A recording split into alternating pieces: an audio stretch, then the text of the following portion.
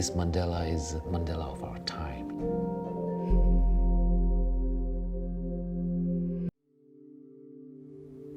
Mandala is a very interesting concept. In Sanskrit, it means complete circle. And traditionally, any kind of theory about the mind and how it works, they try to represent it in mandala form. You can decipher it, unnote it. And then when you open it up, it's basically talking about how your mind works. And here, when people enter the mandala, looking at the painting, you're entering my mind.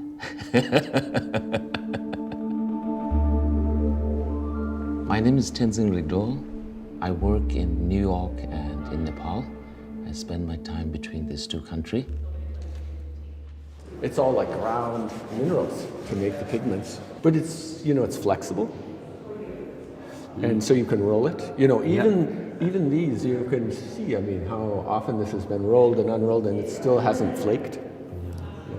Kurt Barron, the curator, approached me and said he has this idea of a tantric show which involves mandala and all those things. He said, "Are you interested? And maybe I can show you the space."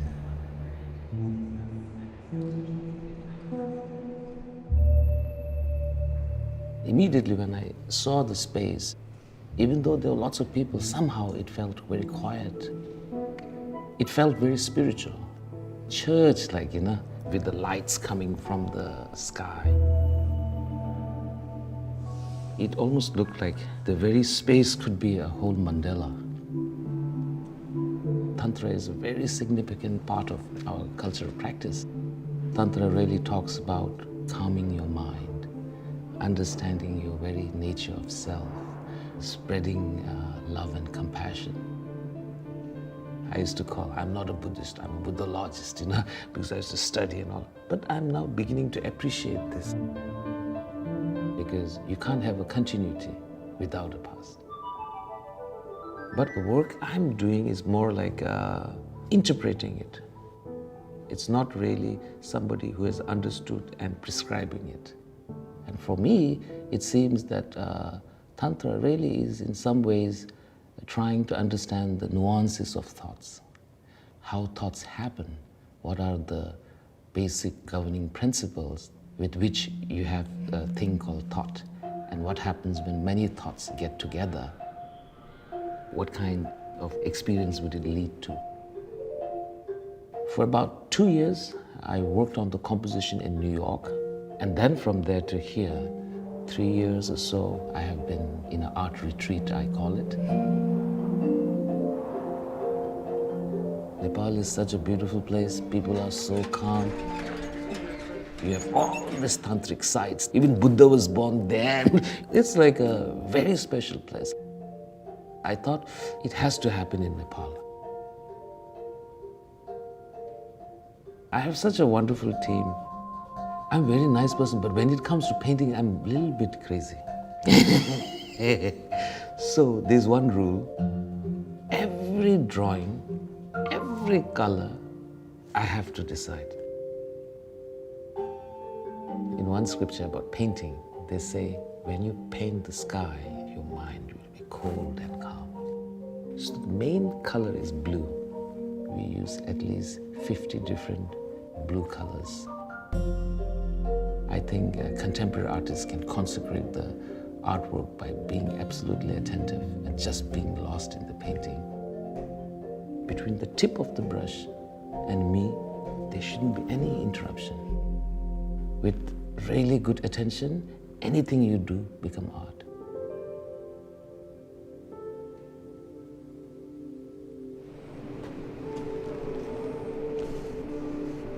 The whole installation, I call it biography of a thought. The installation, in essence, can be just divided into half. There are basically 4 paintings around the walls. Then the carpet, where I'm saying, come, watch the painting, and then sit, physically, literally sit, but metaphorically also, sit your mind. Then placing a question on that calm mind.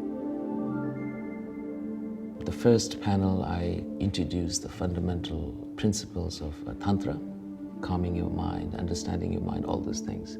In most of my work, I have this one element which is repeated here. I am in the painting with my head wrapped around.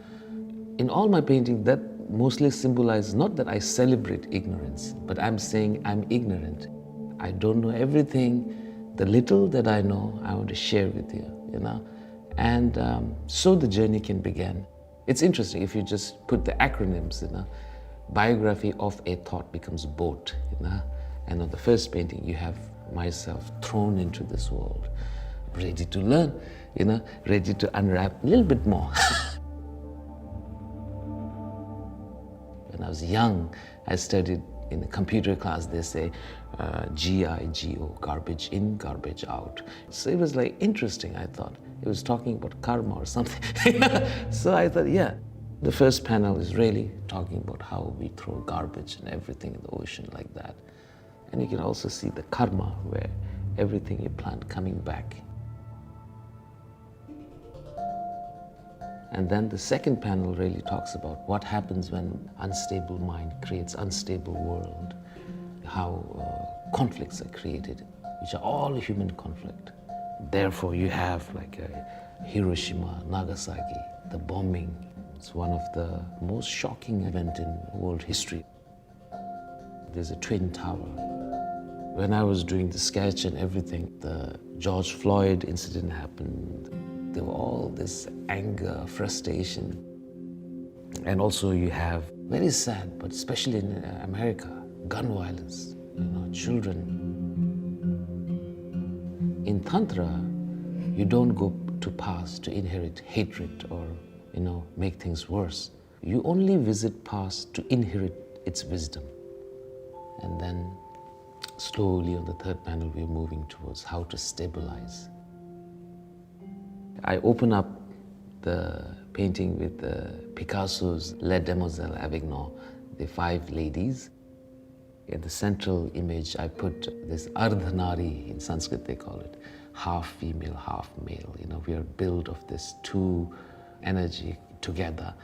Tantra actually is trying to find a commonality. What is unique, that is me, but also is you. Unique, but same. In one of the tantric texts, Padmasambhava, he says, nature of self is like when a fish jumps off of the ocean and sees the sky for the first time. So it's almost like this hand, like a water, comes and grabs him, pulls him back. I call it 15 minutes of enlightenment. Like Andy was 15 minutes of fame. I thought it'll be interesting to talk about a few of those whistleblowers. Hagen, Manning, Snowden, Julian Assange. Individuals who are telling us, you know, these things are happening. But that very attention is being drained out of our system by overuse of technologies like iPhone. I'm, in a way, setting the stage for the 4th piece. You have all these hands, you know, like iconometry of a deity. And you can see in the hand it says the American Sign Language, up is down.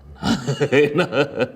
And I'm really saying, wouldn't it be nice if our brain is a stomach?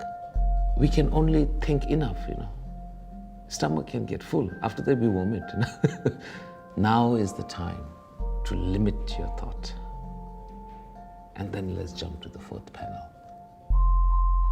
Just sit, calming yourself, and see whatever is the residue is probably who you are.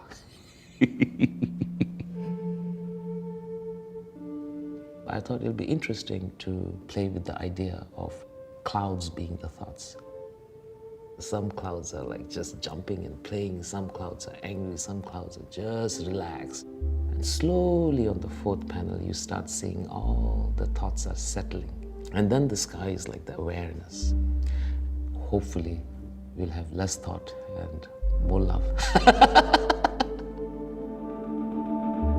One thing about Tantra is the text can be read in many layers. So in the centerpiece, I'm talking about how, in the end, we are all interdependent, how we are all connected. It is said that when Buddha got enlightened, he looked at a withered leaf. He saw stars, he saw cloud, he saw river, he saw the interdependence. So throughout the painting, I want to have lots of metaphor, but also want it to be very inclusive. I hide certain, which looks like a deity's hand, but actually it's American Sign Language, you can decipher it. Or some things will look like tiny polka dots or something like that, but if you look carefully, they are all Braille. So you'll find small epigrams or like one-line poems throughout the painting, asking people to imagine. In Tantra, it said this is the third eye, the eye that never blinks. And Tantra says every human body has. Doesn't matter if you have external two eye or not, but that's the eye that we are trying to find. Every mandala is really talking about how to tune yourself to a better melody. Now if you look around, our world is quite untuned, no? I've created many windows and doors. If it pulls you, get up, go there, come back, sit.